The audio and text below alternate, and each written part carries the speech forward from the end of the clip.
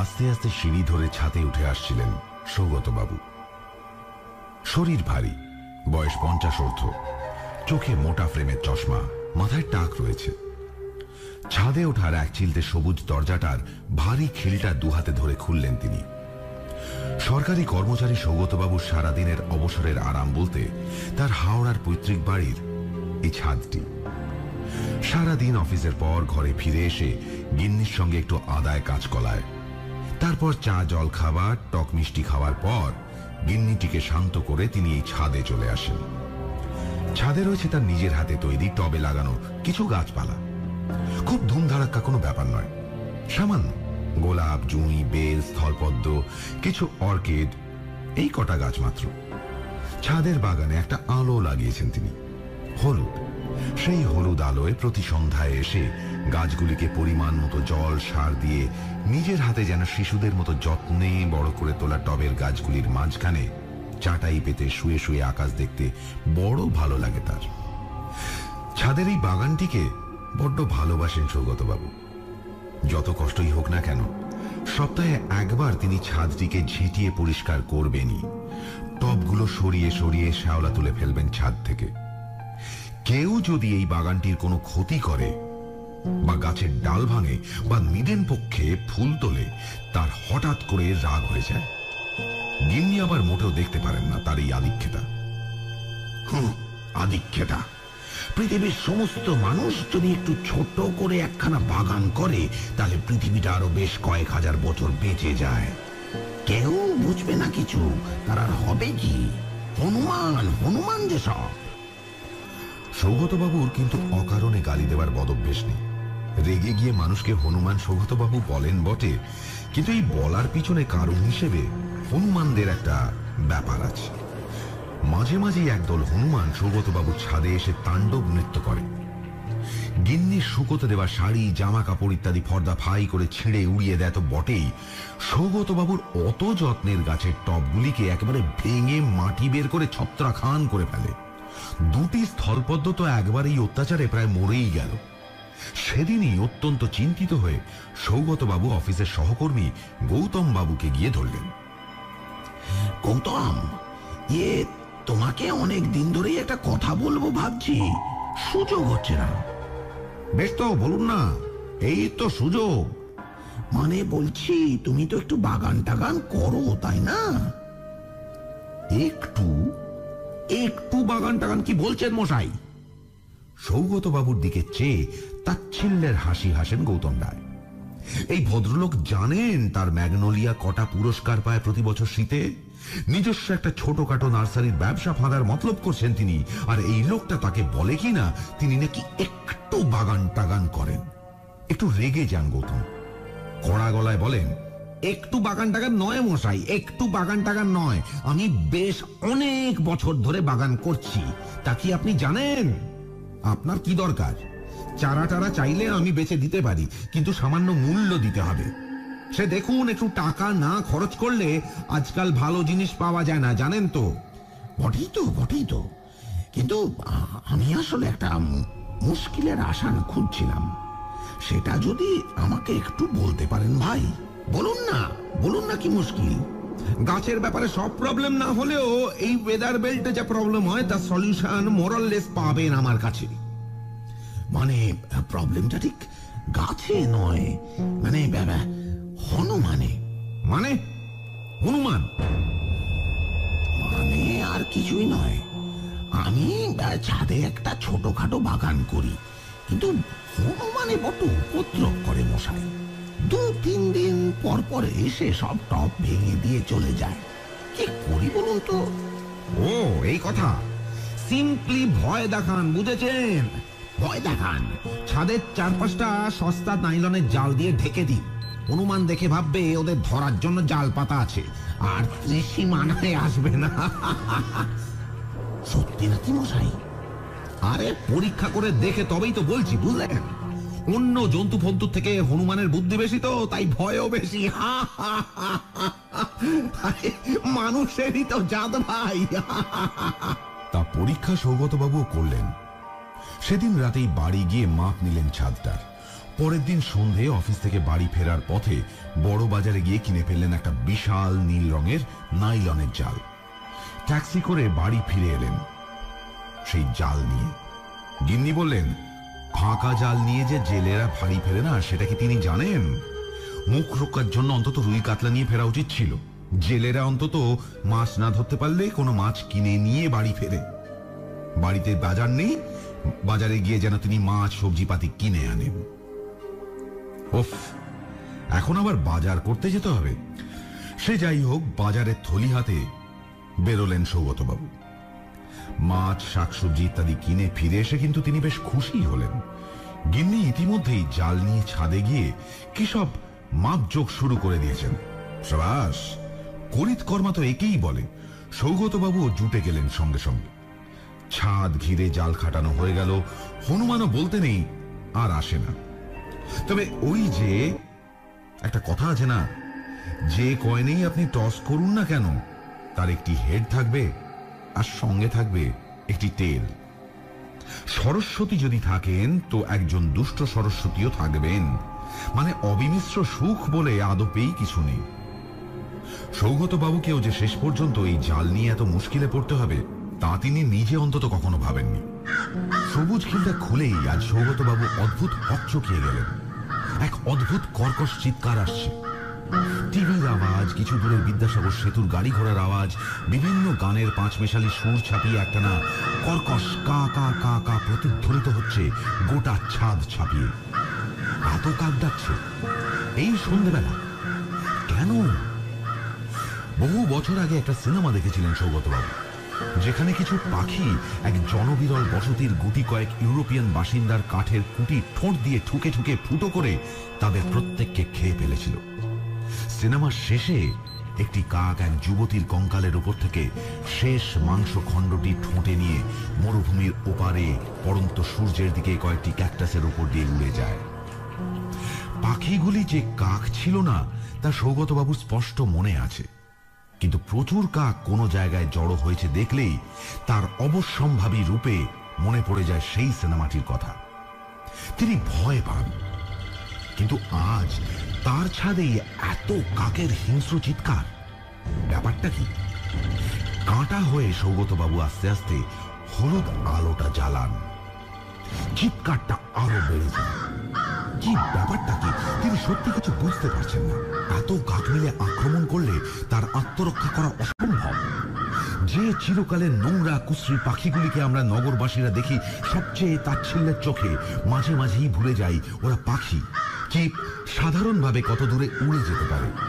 উচ্ছিষ্ট সাফ করে সামান্য প্রশংসা এবং সাধারণভাবে অনেকগুলো গালাগালি সহ্য করে যাদের নিয়তি সেই বিরক্তি উদ্রেককারী পাখিগুলি যদি খেপে ওঠে একদিন, তাদের লাল ছোট ছোট চোখগুলি হয়ে ওঠে রক্তিমতর, তাদের ঠোঁটগুলি যদি মাংস খুঁড়ে ফেলতে চায়, তাদের কালো নোংরা ডানার ঝাপটে যদি তারা ছিঁড়ে ফেলতে চায় সমস্ত পশু পাখির রাজা সেজে মানুষের সাধের একার জীবনযাত্রা, তবে সেই বিদ্রোহ দমন হয়তো নগরবাসী মানুষ করতে পারবে।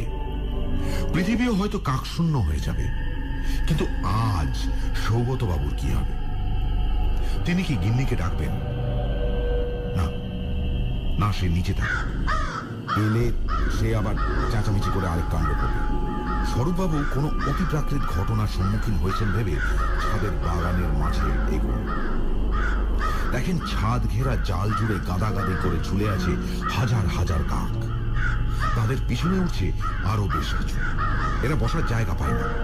চারদিকের বাড়ির ছাদের দিকে সৌগতবাবু তাকিয়ে দেখেন সমস্ত ছাদ ভর্তি করে বসে রয়েছে কাকের দল, আর তাদের হিংস্র চিৎকার কানে তালা লেগে যায়। প্রচন্ড ভয় করতে শুরু করে। তিনি দেখেন হিংস্র ঠোঁটের ঠোক করে সেই কাকগুলি যেন ছিঁড়ে কুটি কুটি করে ফেলতে চেষ্টা করছে নাইলনের জাল। এই সমস্ত কাকগুলির আকর্ষণের কেন্দ্রবিন্দু ছাদের পশ্চিম ধারের কোণ। কি আছে ওখানে? জালে কি আটকে রয়েছে কিছু? সৌগতবাবু প্রাণ হাতে করে ধড়াস ধড়াস করে চমকানো হৃৎপিণ্ডকে সামলে সেদিকে এগোন। জালটা একবার ছেড়ে গেলেই চিত্তির। অদ্ভুত এই ঘটনাকে যে সৌগতবাবু কি করে ব্যাখ্যা করবেন তিনি কিছুই ভেবে পাচ্ছেন না। বাগানের গাছগুলিও যেন ভয়ে সিটকে দাঁড়িয়ে আছে। কিন্তু কিছু দূর এগিয়েই সৌগতবাবু বুঝলেন ব্যাপারটা নেহাত অতি প্রাকৃত কোনো ব্যাপার নয়। একটা ছোট্ট কাকের বাচ্চাই হবে, আটকে পড়েছে ছাদের পশ্চিম কোণের জালে। তাকে মুক্ত করার জন্যই তার ভাই বেরাদার আত্মীয় স্বজনেরই সম্মেলন। মানব জাতির প্রতি কাকেদের চিরকালীন কোনো ক্ষোভ থেকে এর উৎপত্তি হয়নি। ভয়ে একেবারে কাঁটা হয়ে সেই কাকটি যত না চেঁচাচ্ছে, বাকি কাকগুলি চেঁচাচ্ছে তার থেকেও বেশি এবং আরো উঁচু গলায়। হয়তো বেচারা কাকটি কোনো কারণে উড়তে উড়তে বসেছিল জালের উপরে, হঠাৎ আটকে গেছে, বেরোতে পারেনি কোনো কারণে। কিন্তু এইবার সৌগতবাবুর কর্তব্যটা কি? চিন্তিত এবং শঙ্কিত মুখে তিনি নিচু হয়ে ছাদের মেঝে থেকে তুলে নেন গাছের পাতা ছাঁটার বড় কাঁচিটা। তারপর সেই কাঁচিটা হাতে নিয়ে অত্যন্ত ভয়ে ভয়ে গিয়ে তারপর সৌগতবাবু কোন রকমে পশ্চিমের কার্নিশের পাশের জালটা কেটে দেন। জালে বসে থাকা কাকগুলো প্রথমে তাকে ঠোকরাতে চেষ্টা করছিল, তারপর নিজস্ব প্রবৃত্তি দিয়েই নিশ্চয়ই বুঝতে পারল এই মানুষটি তাদের কোনো ক্ষতি করবে না। সে হাতের কাঁচিটা দিয়ে জালটাই কেটে দিতে চলেছে। জালে বন্দি কাকটির কোনো ক্ষতি করা তার উদ্দেশ্য নয় একেবারেই। সে যাই হোক, শেষ পর্যন্ত অসীম সাহসে ভর করে হাত বাড়িয়ে সৌগতবাবু কেটে দিয়েছিলেন জালটা। বাচ্চা কাকটা মুক্তি পেয়ে কিছুক্ষণ কিছুই বুঝতে পারল না। স্বাভাবিক, এতক্ষণ মৃত্যু ভয়ের ভেতরে পড়ে ছটফট করে যে কোনো প্রাণীরই নিজস্ব আচার আচরণ বুদ্ধিশুদ্ধির উপর ভরসা ফিরে পেতে একটু সময় লাগবে। মৃতপ্রায় কাকটা মুক্তি পেতেই বাকি কাকগুলো মিলে সহর্ষে যে আনন্দ চিৎকার ধ্বনি বাতাসে ভাসালো, আবার সেই কর্কশ কাকা স্বরে, তাতে সৌগতবাবুর আক্কেল গুড়ুম হওয়ার জোগাড়। যদিও আনন্দ তার নিজেরও যে একটু হচ্ছিল না তা নয়, কিন্তু সাথে একটু ভয়ও করছিল। এতগুলো কাকের 10% যদি তার মাথায় একটু ঠোঁট বুলিয়ে যেত, তাহলেই তার স্বাদের টাকটা টাকডুমাডুম শব্দে ফর্দাফাই হয়ে যেতে বেশিক্ষণ লাগতো না। তিনি একটু হাঁপ ছাড়লেন। ছোট কাকটা কিছুক্ষণ ম্রিয়মান হয়ে বসে রইল পশ্চিমের কার্নিশের উপর, জালের থেকে নিরাপদ দূরত্বে, আর জুলজুল করে ভয়ার্ত চোখে তাকাতে লাগলো যুগপথ হনুমান রোধক জাল এবং সৌগতবাবুর দিকে। হলুদ আলোয় সৌগতবাবু লক্ষ্য করলেন কাকটার গলার পাশে একটা সাদা গোল চিহ্ন। কাক না হলে মানুষ হলে সেটাকে তিল বলা যেতে পারত। আস্তে আস্তে শত শত কাক এই রোমহর্ষক কাহিনীটিকে নিজেদের মধ্যে ছড়িয়ে দিতে দিতে ডাকতে ডাকতে পাশের বাড়িগুলির ছাদ থেকে, সৌগতবাবুর ছাদের কার্নিশ থেকে, জাল থেকে, জালের ওপর থেকে আকাশ পথে ফিরে যেতে লাগলো। কেউ ফিরে গেল গঙ্গা পার করে ভিক্টোরিয়ার গাছগুলিতে, কেউ দ্বিতীয় হুগলি ব্রিজ দিয়ে বেঁকে চলে গেল বোটানিক্যাল গার্ডেনের ছায়াময় স্যাঁতস্যাঁতে অন্ধকার গাছের ডালগুলিতে বসে বসে রাতের বিশ্রাম নেওয়ার জন্য। ছোট কাকটিও একটু পরে উঠে উড়তে উড়তে মিশে গেল কাকের কোনো একটা দলের ভিতর। আজ 1 সপ্তাহ পর ছাদের পশ্চিম কোণের জালের ফাঁকটার দিকে তাকিয়ে একটা দীর্ঘশ্বাস ফেলে এই সবই চিন্তা করছিলেন সৌগতবাবু। তিনি বসে রয়েছেন তার টবগুলির মাঝখানে চাটাই পেতে। হলুদ আলোটা নেভানো। বাগানের কাজ আজকের মতো শেষ হয়েছে। নিজের বানানো 1 কাপ চিনি ছাড়া গরম চা আর সঙ্গে দিনের একমাত্র কিং সাইজ সিগারেট ধরিয়ে শেষ করবেন তিনি। 8 ঘন্টা ভাববেন বিভিন্ন বিষয় অবিষয় নিয়ে। তারপর কোনোদিন হয়তোবা একটা দীর্ঘশ্বাস ফেলে কোনোদিন বা বেশ খুশি মনেই নেমে যাবেন সিঁড়ি বেয়ে গিন্নির খোঁজে। তারপর রাতের খাওয়া দাওয়া সেরে শুয়ে পড়বেন। সৌগতবাবু নিজে বড় কেউ নন, তার চিন্তাগুলো, স্বপ্নগুলো ছোটখাটো। সারাদিন বলতে গেলে তেমন কিছুই হয় না তার সঙ্গে। সেই থোড় বড়ি খাড়া আর খাড়া বড়ি থোড়। ম্যাজিক তার জীবন থেকে বিদায় নিয়েছে বহু বহু বছর আগে। এ নিয়ে যে তার খুব একটা দুঃখ রয়েছে সেটাও নয়। তার কেবলই মনে হয় জীবনে হয়তো আরো অনেক কিছু পাওয়ার ছিল যা পাওয়া হলো না। সেরকমও কিছু নয়, তবু মাঝে মাঝে তিনিও অন্যমনস্ক হয়ে পড়েন। আজ তার অন্যমনস্কতা ভেঙে গেল একটা অদ্ভুত কারণে। তিনি চায়ে সবে মুখ দিয়েছেন, হঠাৎ করে শুনলেন মৃদু কর্কশ গলায় কে যেন তাকে বলছে, একা একাই চা খাচ্ছেন স্যার? আমার জন্য আনুন না একটা। চমকে সৌগতবাবু পিছন দিকে ফিরলেন। না, ছাদের দরজা তো বন্ধই রয়েছে, যেরকম ছিল সেরকমই। ছাদে তো দ্বিতীয় কোনো মানুষ নেই তিনি ছাড়া। তাহলে কথাটা বলছে কে? ওদিকে কি দেখছেন স্যার? একটু সামনে তাকান। আবার চমকে যান সৌগতবাবু। চমকে ঘাড় ঘোরান ছাদের দরজার দিক থেকে সামনের দিকে। দেখেন ছাদ ঘিরে থাকা জালের কাঁচি দিয়ে কাটা ফুটো অংশটা দিয়ে ঢুকে ছাদের মেঝেতে নেমে অন্ধকারে তার দিকে ইতি উতি তাকাতে তাকাতে এগিয়ে আসছে একটা ছোট্ট কাক। এদের সাহস দেখে বলিহারি যান তিনি। এবার এই কাকটাও যদি আটকে পড়ে তাহলে আবার একটা চিত্তির হবে। এদের না একেবারে কোনো শিক্ষা হয় না। কাকেদের মধ্যে যারা ন্যাড়া তারা বোধ হয় বহুবার করে বেলতলায় যায়। মনে মনে বেশ মজা পেলেন তিনি। কাকেদের নিয়ে সব বলবেন না স্যার, চা খাওয়াবেন তো? আবার সেই কর্কশ গলা। মাথাটা কি খারাপ হয়ে গেল নাকি তার? না, আরেকটা জিনিসও হতে পারে। কাকটাই কি কথা বলছে তার সঙ্গে? তা তো হওয়ার কথা নয়। সৌগতবাবু ভালো করে নজর করে দেখলেন কাকটার দিকে। কাকটা একবার ডান দিকে গলাটা ফেরালো, আর তখনই সৌগতবাবু চিনে ফেললেন তাকে। ঠিক ধরেছেন, আরে এ তো সেই বাচ্চা কাকটা যে সেদিন আটকে পড়েছিল, আরে যাকে নিয়ে এত ঝামেলা হলো। ঠিকই চিনেছেন স্যার, আমি কা, মাই নেম কা। Thank you sir. Thank you বলতেই আবার এলাম আপনাকে। ভয় নেই, আর আটকে পড়বো না। সর্বনাশ, এই 55 বছর বয়সে এসে কি হলো তার? একটা কাক তার সঙ্গে কথা বলছে আর তিনি সেটা শুনছেন। ভগবান ভগবান, কি তোমার লীলা! সৌগতবাবু নিজের আধ খাওয়া চায়ের কাপটা একটু ঠেলে দিলেন কায়ের দিকে। আবার এটো খায় তো কে জানে, কাক তো নির্ঘাত খায়। সৌগতবাবুর অনুমানই সত্যি হল। কা দিব্যি হাঁটতে হাঁটতে এসে চায়ের কাপে ঠোঁট ডুবিয়ে চুকচুক করে বাকি চাটা খেয়ে ফেলল। কাপটা ধুয়ে ফেলতে হবে ভালো করে।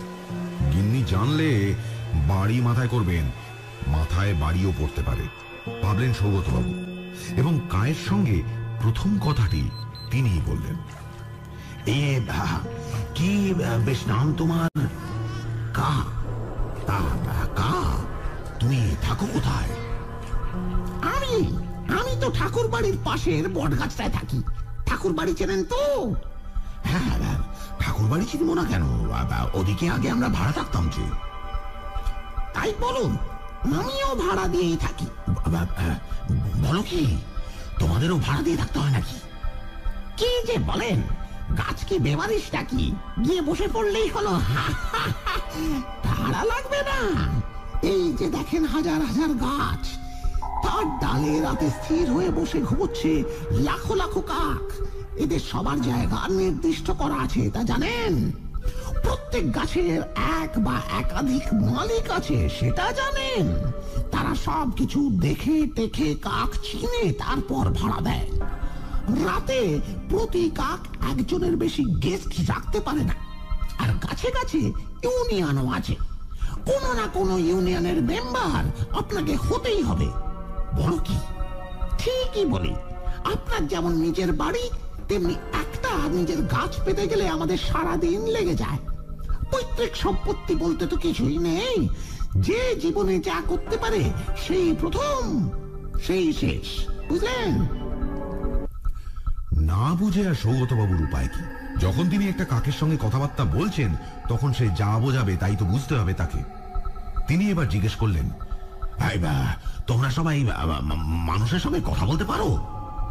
কি যে বলেন স্যার, সবাই কি পারবে? আমি যে আপনার সঙ্গে কথা বলতে পারবো আমি নিজেই কি তা জানতাম? আর কথা তো আমি বলছিও না। কথা বলছি না মানে? এই যে এতক্ষণ ধরে চা খেতে চাইলে এইটা কি? সেসব কি আর কথায় বলছি? আমি তো শুধু ভাবছি, আর আপনিও তো কথা বলছেন না। আমাকে যা বলার কথা ভাবছেন, আমি আপনার সেই কথাগুলো শুনতে পাচ্ছি। সত্যি তো, এতক্ষণে সৌগতবাবুর মাথায় সত্যি কথাটা ঢুকে পড়ল। তিনি তো সত্যি ঠোঁট নেড়ে কথা বলছেন না। কাকে যা বলবেন বলে ভাবছেন, কা সেটা স্পষ্ট শুনতে পাচ্ছে। আর কাও কিন্তু কা কা করে বলছে না, যেন মাথার ভিতরে তার ঈষৎ কর্কশ কথাগুলো শব্দের সাহায্য ছাড়াই ঢুকে যাচ্ছে সৌগতবাবুর। টেলিপ্যাথি, ঠিক ধরেছেন তিনি। টেলিপ্যাথির সম্পর্ক স্থাপন হয়েছে এই বাচ্চা কাকটির সঙ্গে। তিনি ঈষৎ চিন্তিত হন, একটু উত্তেজিত। আজ আসি স্যার, দেখি কাল পারলে সন্ধ্যের দিকে আবার আসবো। আসবে? এসো এসো। রাতে খাওয়া দাওয়া হয়েছে? Yes sir, after dinner fly a mile. শোনেননি, আমাদের খাওয়া দাওয়া সন্ধ্যের আগে শেষ হয়ে যায়। ডিসিপ্লিন স্যার, ডিসিপ্লিনটাই সবকিছু। কাক সৌগতবাবুর দিক থেকে পিছন ফিরে আস্তে আস্তে হেঁটে গেল ছাদের পশ্চিম পাঁচিলের দিকে। একটা ছোট্ট লাফ মেরে উঠে পড়ল। তারপর জালের খোলা অংশটার কাছে গিয়ে খুব সহজে উড়ে বেরিয়ে পড়ল সেখান দিয়ে বাইরের মুক্ত আকাশে। অন্ধকারের মধ্যে দিয়ে উড়ে গেল সোজা, হয়তো ঠাকুর বাড়ির দিকেই। সৌগতবাবুও উঠলেন। তার রাতের খাওয়া দাওয়ার সময় হয়েছে। গিন্নি ছাদে উঠে আসার আগেই নেমে যাওয়াটা দরকার। অন্য কারো সঙ্গে এই জিনিস হলে কি হতো তিনি জানেন না, তবে তিনি বিশেষ উদ্বিগ্ন হলেন না। তার তো বিশেষ মানুষ বন্ধু বান্ধব নেই। একটা বাচ্চা কাক যদি তার সঙ্গে এসে সন্ধ্যায় গল্পগুজব করে যায়, তবে খারাপ কি? মাথা কি খারাপ হয়ে গেল নাকি? যাক, যদি খারাপ হয় তো হবে। আর 5 বছর পর রিটায়ারমেন্ট। পাগল হয়ে যাওয়ার জন্য এসে ভালো সময় আর হয় না। গিন্নিকে কথায় কথায় কামড়ানোর ভয় দেখানো যাবে। ঠিক করে হেসে ছাদের সবুজ খিলটা লাগিয়ে দেন তিনি, আর সিঁড়ি বেয়ে নেমে যান নিচে। এর ঠিক 3 দিন পরের কথা। আবার সন্ধে, আবার সাদের ছাদ। শুধু আজ মুখ ভার সৌগতবাবুর। আজ অফিসে একটা কেলেঙ্কারি হয়ে গেছে। সৌগতবাবু কাজ করেন কেন্দ্রীয় সরকারের একটি দপ্তরে। সেই দপ্তরটির পক্ষ থেকে তাকে মাঝে মাঝে ইন্সপেকশন করতে যেতে হয়। রুটিন কাজ। কিছু কিছু দোকানে গিয়ে দেখে আসা সব ঠিকঠাক রয়েছে কিনা। একটি প্রশ্নপত্রে দাগ দিতে হয়, কিছু গোলমাল থাকলে দপ্তরে জানাতে হয়। নিজের কাজ সৌগতবাবু যথেষ্ট সৎভাবে করতে চেষ্টা করেন। সামান্য কাজ, তাও। ঘুষ তিনি এ জীবনে নেননি। তার উপরের সমস্ত কর্মচারীকে তিনি সম্মান করেন, তোষামোদ করেন না। নিজেকে বাঁচিয়ে চেষ্টা করেন অন্যায়ের প্রতিবাদের। তবু যদি অফিসে একদিন একটু দেরিতে পৌঁছেই তাকে দেখতে হয় তার ইন্সপেকশনের এরিয়ায় পাঠিয়ে দেওয়া হয়েছে তারই অধস্তন 1-2 দিনের ছোকরাকে, তবে তার কেমন লাগতে পারে? খুবই খারাপ নিশ্চয়ই। অপমানিত লাগা উচিত। গৌতম রায়কে জিজ্ঞাসা করলেন, ব্যাপারটা কি? এরা তো কেউ কিছু বলতেও চায় না। সকলেই দুর্বলের বিপক্ষে, সবলের দলে। তবে জানা গেল অ্যাসিস্ট্যান্ট ডিরেক্টর ব্যাপারটি ঘটিয়েছেন। Assistant director Ratan Samaddar. রতনবাবু সৌগতবাবুকে পছন্দ করেন না। কেন পছন্দ করেন না সৌগতবাবু জানেন। রতনবাবুর সঙ্গে চাকরির শুরুতেই তার একটু কটু মুলাকাত হয়েছিল। রতনবাবু তখন ছিলেন চাকরিতে গুরুত্বের বিচারে তার ঠিক উপরের ধাপে। এক পার্টি অনেক দিন ধরে ঘুরছিল একটা দোকানের লাইসেন্সের আশায়। বাবা মারা যাওয়ায় একমাত্র ছেলে কিছু টাকা পেয়েছে, একটা দোকান করতে চায়। ছেলেটির বয়স সৌগতবাবুরই আশেপাশে। এরকম অনেক বন্ধুই তার ছিল সে সময়। ফলে ছেলেটির ফাইল তিনি সহজেই পাশ করিয়ে দিয়েছিলেন। সে ফাইল গিয়ে 6 মাস আটকে ছিল রতনবাবুর টেবিলে। কিন্তু উপরি না দিলে রতনবাবু সেই ফাইলে একটি মাত্র সই করবেন না। ঘুষ লোকে দিয়েই থাকে, কখনো টাকায়, কখনো ব্যবহারে। সেই ছেলেটিও ঘুষ দিতে পিছপা ছিল না। কিন্তু মোটা টাকা সে দেবে কি করে? 500 টাকা, 1000 টাকা সে দিতে পারে, কিন্তু 5000 অসম্ভব। নিজের মুখে রতন টাকার কথা বলেন না, তার বেয়ারাই কানে কানে ক্লায়েন্টদের বলে দেয়, বাবুর দর এখন কত চলছে। সেই দর শুনে মুখ কালো করে ছেলেটি অফিসের ক্যান্টিনে দাঁড়িয়ে চা খাচ্ছিল। সৌগতবাবু এত সব কিছু না জেনেই ছেলেটির পাশে এসে দাঁড়ান, চা নেন এবং স্বাভাবিকভাবেই জিজ্ঞেস করেন, কেমন আছো? মুখ কালো কেন? কি হয়েছে? সব শোনেন। তারপর ছেলেটির সঙ্গে চা খেতে খেতে তাকে একটি প্রায় নাটকের ছক তৈরি করে দেন।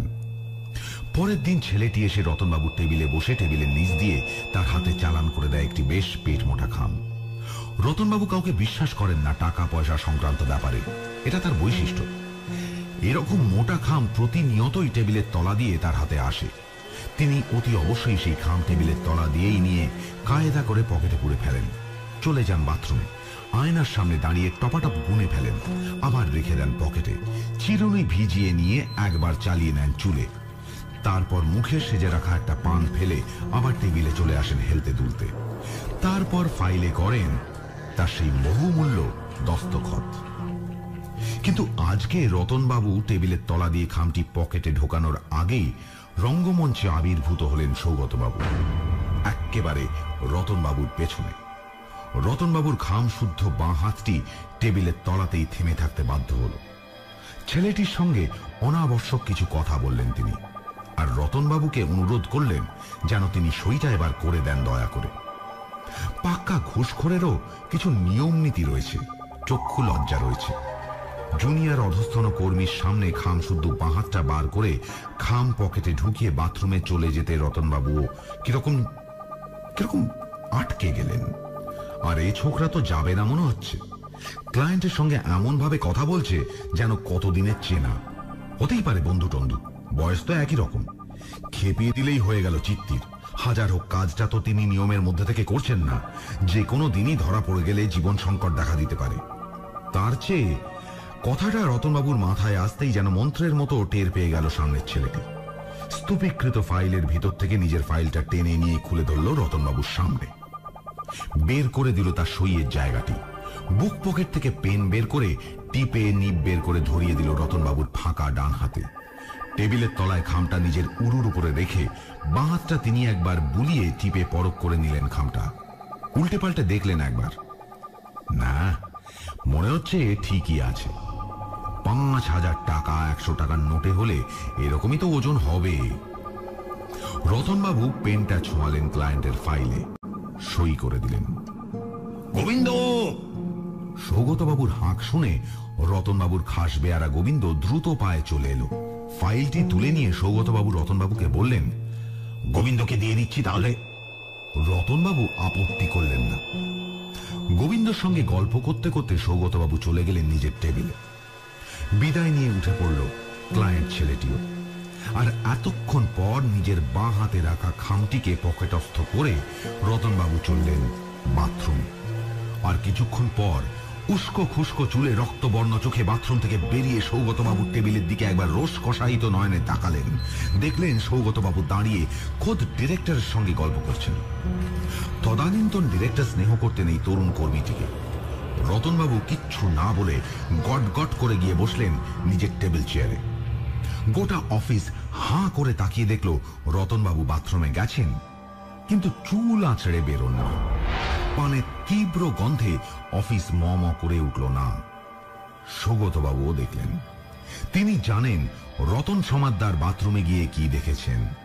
দেখেছেন পার্টির দেওয়া মোটা খামে ১০০ টাকায় ৫,০০০ টাকা নেই, রয়েছে ১০ টাকার নোটে ১,০০০ টাকা। সৌগতবাবু এখনো এই ঘটনাটা মনে পড়লে হাসেন। এ তার যৌবনের ঘটনা। এখন অনেককে তিনি চেনেন যারা হাজারের সীমানা পেরিয়ে গিয়ে লাখেও ঘুষ নেয় এবং ১০ টাকার নোট আর কিছুদিন পর থাকবে না। ১০ টাকার কয়েন বেরিয়ে গেছে, কিন্তু এখনো রতনবাবু সৌগতবাবুকে মোটেই দেখতে পারেন না। সেই ঘটনাটির কয়েক মাস পরেই রতনবাবু বদলি হয়ে গিয়েছিলেন। এখন আবার পাকে চক্রে ঘুরে তারা একই অফিসে। রতনবাবু অ্যাসিস্ট্যান্ট ডিরেক্টর, ২ সপ্তাহ হলো এসছেন। সৌগতবাবু এখনো তার ঠিক এক ধাপ নিচে। যাই হোক, সৌগতবাবু রতনবাবুর ঘরে ঢুকলেন, জিজ্ঞেস করলেন, এটা কি হলো রতনদা? কোনটা? এই যে তুমি প্রবীরকে পাঠিয়ে দিলে। আমি ৫ মিনিট লেট করেছিলাম বলে তুমি জানো আমাকে হাওড়া থেকে আসতে হয়। আমার মোবাইল নম্বর আছে, একটা ফোন করতে পারতে। তোমাকে আবার ফোন করব কি? ঠিক সময় আসার কথা আসনি, অন্য একজনকে পাঠিয়েছি। এর মধ্যে আবার এত ঠিক ভুল কি? নিয়ম অনুসারেই তো কাজ হয়েছে। আর তোমায় আমি ফোন করতে যাব কেন? কে হও তুমি আমার? যাও যাও, বিরক্ত করো না। রতনদা, আমাকে আপনি এতদিন চেনেন। চিনি বলেই তো হাড়ে হাড়ে চিনি। এবার তুমি চিনবে আমায়। বেরো, না হলে আমায় বেয়ারা ডাকতে হবে। রতনবাবু অত্যন্ত তাচ্ছিল্যের সঙ্গে হাতের কাজে মন দিলেন। অপমানটা সহ্য করে নিয়ে বেরিয়ে আসছিলেন সৌগতবাবু। বেরোনোর সময় হঠাৎ শুনলেন রতনবাবু ডাকছেন, শোনো সৌগত, আমি দেখলাম তুমি বেশিরভাগ দিনই দেরি করে আসছো, আর ক্লায়েন্টদের কিছু কমপ্লেনও আছে তোমাকে নিয়ে। আমরা কয়েকজন বসেছিলাম এই নিয়ে একদিন মিটিংয়ে। তোমাকে শোকজ করা হতে পারে পরের সপ্তাহে। কি উত্তর দেবে সেটা ভেবে দেখো। কঠিন মুখে বেরিয়ে এলেন সৌগতবাবু। আশ্চর্য, এতদিন পরেও একটা লোক এরকম প্রতিহিংসা স্পৃহা নিয়ে ঘুরে বেড়াতে পারে। কা, সেই বাচ্চা কাকটি আর আসেনি। তার কথাও আজ মনে পড়ছিল সৌগতবাবুর। হঠাৎ তিনি শুনলেন, কি স্যার, মুখ ভার করে আছেন কেন? আরে, কা এসছে? ওই তো চাঁদের আলোয় পশ্চিমের পাঁচিলের কাছের জালের কাঁচিতে কাটা ফোকর দিয়ে চাঁদের আলোয় নেমে এসছে। কা, সেই বাচ্চা কাকটি। তার ঘাড়ে এক বিন্দু সাদা তিল। চা খাবে? তা খেলেই তো ভালো হয়। নিজের খালি চায়ের কাপেই কাকে চা ঢেলে দেন সৌগতবাবু। সে খেতে খেতে সৌগতবাবুর দুঃখের গল্প শোনে। তারপর প্রশ্ন করে, স্যার, শোকজ মানে কি? মানে একটা বোর্ড আমায় কয়েকটা প্রশ্ন করবে, তার উত্তর দিতে হবে ভেবে। বিচার? হ্যাঁ, তা বলতে পারো। তবে তো মুশকিল। খুবই মুশকিল, সাসপেন্ডও করে দিতে পারে। আচ্ছা স্যার, লোকটা থাকে কোথায়? জানি না। আপনি না ভীষণ আনস্মার্ট, কিছুই জানেন না। এই, আমি তোমার চেয়ে বড় না? না। সে কি, তোমায় তো দেখতে বেশ ছোটখাটো। আমি তো বাচ্চা ভেবেছিলাম। না স্যার, বাচ্চা না, আমার স্পিসিস আলাদা। ও, আপনার সমস্যাটা নিয়ে দেখি কি করা যায়। কি করবে? দেখি না। আপনি স্যার মন খারাপ করবেন না, আর চলি, টাটা। কা উড়ে গেল চাঁদের আলোয়। সৌগতবাবু নিশ্চিত হয়ে গেলেন তিনি পাগল হয়ে গেছেন। সে ভালোই হলো, পাগলের চাকরি থাকলেই বা কি, আর না থাকলেই বা কি। তিনি দীর্ঘশ্বাস ফেলে নিচে নামার জন্য উঠলেন। প্রতি বৃহস্পতিবার অফিসের আবহাওয়া খুব গুমোট হয়ে থাকে। বৃহস্পতিবার শোকজ লঞ্চ হওয়ার দিন। সকলে ভয়ে কাঁটা হয়ে থাকে, এই সপ্তাহে কার বিচার হবে। বেশিরভাগ সপ্তাহেই কারোর কিছু হয় না, সকলে তবু ভয়ে ভয়ে থাকে। কোন বৃহস্পতিবার যে কার নাম উঠবে কে জানে। এই বৃহস্পতিবার যে তার নাম উঠবে তা অবশ্য সৌগতবাবু খুব ভালো করে জানেন। কায়ের সঙ্গে তার শেষ কথা হয়েছিল আগের শুক্রবার। সে যে কিচ্ছু করবে না বা করতে পারবে না সেটা তিনি জানেন। রতনবাবু বহাল তবিয়তে আছেন, দেখা হলেই বিষ দৃষ্টিতে তাকাচ্ছেন তার দিকে। আর সোমবার থেকেই খুব মন দিয়ে অফিস করছেন সৌগতবাবু। অবশ্য অফিসে তিনি টিকতে পারছেন না। প্রতিদিনই প্রায় অ্যাসিস্ট্যান্ট ডিরেক্টরের নির্দেশে লজ্জরে গাড়ি করে তাকে বিভিন্ন দোকানে ইন্সপেকশনে যেতে হচ্ছে। দূরে দূরে সেই ধ্যাড়ধাড়ে গোবিন্দপুর এলাকায় সব দোকানের এরিয়া। রোজই অফিস ফিরতে দেরি হচ্ছে। অফিসে ফিরে গাড়ির চাবি বুঝিয়ে দিয়ে বাড়ি ফিরতে ফিরতে আরো অনেক রাত্রি। গিন্নি রেগে যাচ্ছেন, বাগানের কাজে মন দেওয়া যাচ্ছে না। আশ্চর্য হন সৌগতবাবু নিজের এই দুর্ভাগ্য দেখে। তার মনটা খচখচ করতে থাকে। এইবারেই তার প্রমোশন হওয়ার কথা ছিল, সে আশায় বোধহয় জল পড়ে গেল। রতন সমাদ্দারের কম্পিউটারে প্রমোশন প্রার্থীদের যে লিস্ট, তাতে তিনি মরে গেলেও আর নাম ঢুকবে না, বরং সাসপেন্ড হয়ে যাবেন কিনা এই ভাবতে ভাবতে তিনি বুধবার অফিস থেকে বেরোচ্ছিলেন সবার শেষে অ্যাকাউন্টেন্টের সঙ্গে। অ্যাকাউন্টেন্ট বাথরুমে গেলে হঠাৎ তার নজরে পড়ে রতন সমাদ্দারের ঘরটার দিকে। তিনি এগিয়ে যান সেদিকে। রতনবাবু এখন নেই। তিনি কখনোই কোনোদিনই 5টার বেশি 1 মিনিটও অফিসে থাকেন না। রতন সমাদ্দার, অ্যাসিস্ট্যান্ট ডিরেক্টর, সাইনবোর্ডটার দিকে তাকিয়ে হালকা দীর্ঘশ্বাস গোপন করেন সৌগতবাবু। হঠাৎ তার মনে হয় রতনবাবুর ঘরের ভেতর থেকে কিসের যেন শব্দ আসছে। আশ্চর্য, কিসের শব্দ? একবার চারদিকে তাকান সৌগতবাবু। না, অ্যাকাউন্টেন্ট ছোকরা এখনো বাথরুম থেকে বের হয়নি, কেউ কোথাও নেই। নিস্তব্ধ অন্ধকার অফিস। খুব কিন্তু কিন্তু করে একবার দরজাটা আসতে ঠেললেন সৌগতবাবু। দরজাটা খুলল না, চাবি দেওয়া আছে। ভিতর থেকে খুটখাট খুটখাট খটাস, টক টক টরে টক অদ্ভুত সব শব্দ আসছে। ভিতরে কে? তিনি কি দেখবেন? চোখটা কি ঠেকাবেন দরজার আই হলে? দরজায় কান পেতে শোনেন তিনি, আবার ভালো করে চারিদিক দেখেন সৌগতবাবু। তারপর হাঁটু গেড়ে বসে পড়েন। তারপর আস্তে আস্তে বাঁ চোখটা ঠেকান। রতনবাবুর দরজার কি হলে আর তার আক্কেল গুরুম হয়ে যায়। তিনি দেখেন রতনবাবুর ঘরের কম্পিউটারটি চলছে। এলসিডি স্ক্রিনের নীল আলো ছড়িয়ে পড়েছে গোটা ঘরময়, আর সেই আলো তিনি দেখেন রতনবাবুর ঘরের জানলাটি খোলা। জানলার বাইরে হাজার হাজার কাক উড়ছে, আর জানলা দিয়ে ঢুকে পড়ে রতনবাবুর বিরাট টেবিল ছাপিয়ে মেঝেতে আলমারির মাথায় সাজিয়ে রাখা ফাইলের উপরে শয়ে শয়ে কাক বসে আছে। তারা একে অপরের সঙ্গে ঘষা খাচ্ছে, পাখায় খোঁচা লাগছে তাদের নিজেদের সঙ্গে নিজেদেরই, তবু তারা টু শব্দটি করছে না। কিছুদিন আগে এসব কাকদেরই হয়তো নিজের ছাদে দেখেছেন সৌগতবাবু, কিন্তু তখন তারা ডাকছিল। তিনি এত এত কাককে কখনো নিস্তব্ধ অবস্থায় কিছু করতে দেখেননি, বসে থাকতেও দেখেননি। শয়ে শয়ে কাককে ছাপিয়ে এইবার সৌগতবাবুর দৃষ্টি গিয়ে পড়ে ঘরের একমাত্র আলোর উৎস কম্পিউটারের স্ক্রিনটার দিকে। তিনি অবাক হয়ে দেখেন একটা কাক বসে আছে সেই কম্পিউটারের সামনে, আর সে বাদে বাকি সব কটা কাক এখন তার মনে হয় অতি উৎসুক হয়ে দেখছে সেই কাকটা কি করছে। তাই তো, কি করছে কাকটা? কাকটাকে যেন চেনা চেনা লাগছে। সেই ছোট মতো কাকটা, গলায় সেই সাদা তিল, তার লম্বা ঠোঁট দিয়ে খটখট খটখট করে ঠক্কর দিচ্ছে রতনবাবুর কম্পিউটারের কিবোর্ডে।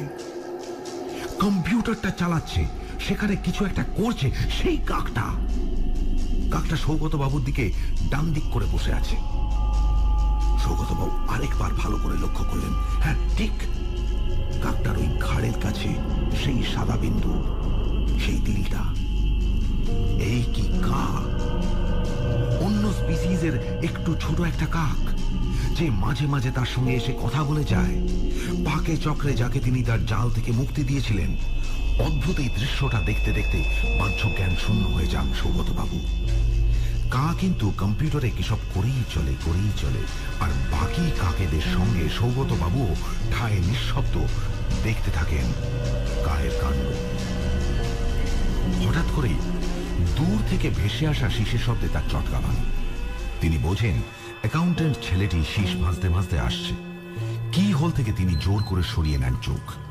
রতন সমাদ্দারের কামরার সামনে হাঁটু গেড়ে বসে থাকা অবস্থা থেকে তিনি উঠে দাঁড়ান, একটু সরে যান দরজাটি থেকে নিরাপদ দূরত্বে।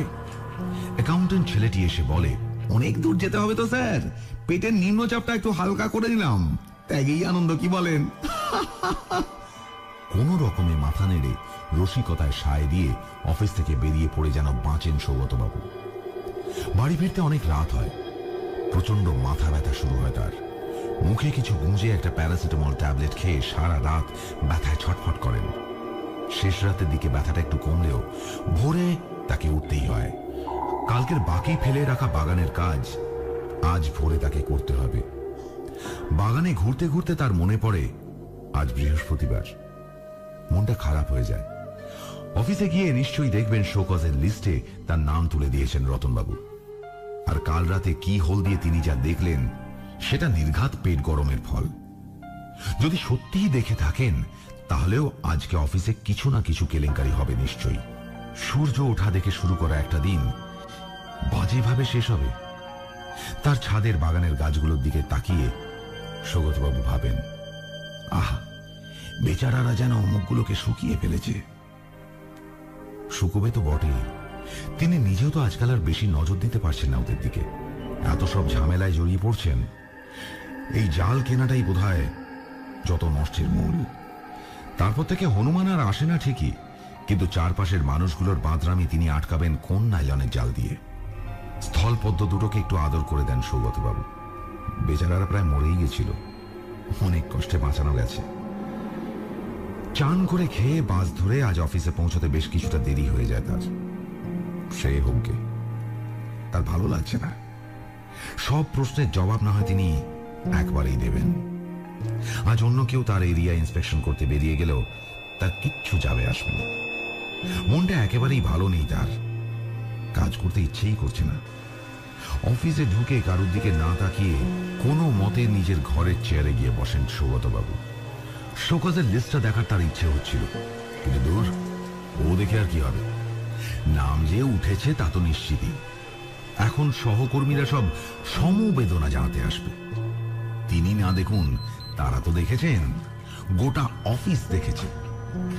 তাকে মর্মবেদনা জানাতে আসা সহকর্মীরা তার টেবিল ঘিরে শুরু করবে পরনিন্দা পরচর্চার আসর। সকলেই বলবে রতন সমাদ্দার কিরকম নির্লজ্জ আর বাজে লোক, প্রমোশনের বছরে সৌগতবাবুর এত বড় ক্ষতিটা করে দিল। আর তারপর তার ঘর থেকে বেরিয়ে গিয়ে সকলেই, তিনি জানেন, বলবে ঘুষ না নিলে ওই হয়। মানুষ সততার বড়াই করে, কিন্তু কখনোই সততা পছন্দ করে না, সৎ লোককে স্বস্তির সঙ্গে গ্রহণ করতে পারে না। এ সৌগতবাবু বহু বছরের তিক্ত অভিজ্ঞতায় বুঝেছেন। নিজের টেবিলে চুপ করে বসে থাকেন সৌগতবাবু, ফাইলের পাতা উল্টান। আজ তাকে কোনো ইন্সপেকশন দেওয়া হয়নি, নইলে বেয়ারা এসে বলে যেত। একটু চোখ তুলে তাকালে দেখা যায় রতন সমাদ্দারের ঘর নিশ্চয়ই খোলা। ভিতরে রয়েছেন রতনবাবু, কাজ করছেন। কি যে অদ্ভুত অদ্ভুত জিনিস আজকাল দেখছেন সৌগতবাবু। যেমন কাল রাত্রে যা দেখেছেন সেটা নির্ঘাত ভুল দেখেছিলেন, কিন্তু অত কাক নিজের চোখে দেখলেন। কাকে দেখলেন? আচ্ছা, কাক কি করছিল রতনবাবুর কম্পিউটারে? ভাবতে ভাবতে তার পিছনের দরজাটি ক্যাচ করে খুলে যায়। ঈষৎ হাসেন মনে মনে সৌগতবাবু। এই শুরু হলো, এরপর ক্যাচ কোঁচ চলতেই থাকবে। একের পর এক লোক ঢুকবে আর বেরোবে।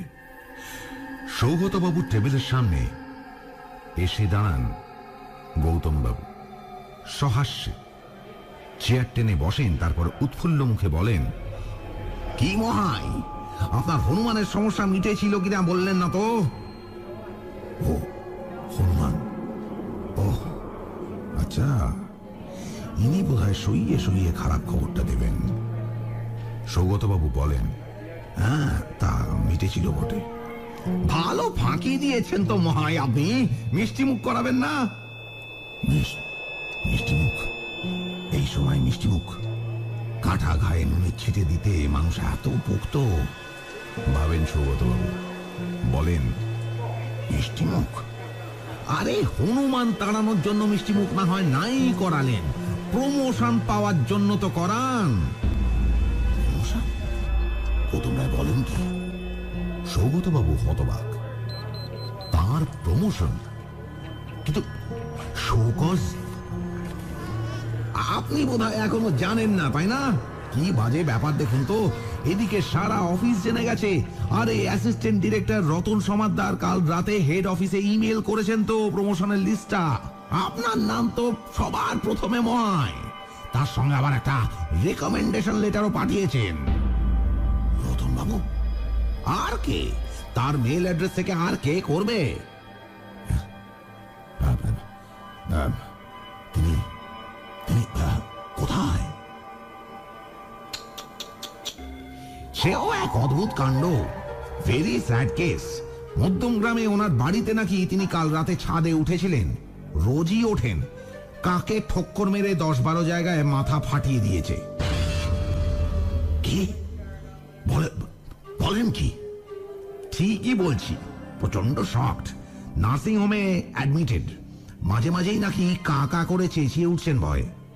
2 সপ্তাহ ছুটি নিয়েছেন, তবে মানে কালকেই আমাদের লিস্টটা যে পাঠিয়ে দিয়ে গেছেন সেটা ভালোই হয়েছে, কি বলেন? আমিও আছি ওই লিস্টে। চলুন দুজনে মিলে এই আনন্দে আজ ক্যান্টিনে একটু চায়ের সঙ্গে একটু টাও খাওয়া যাক। চলুন। গৌতমের পাশাপাশি সৌগতবাবু নিজের টেবিল থেকে ওঠেন, ক্যান্টিনের দিকে পা বাড়ান।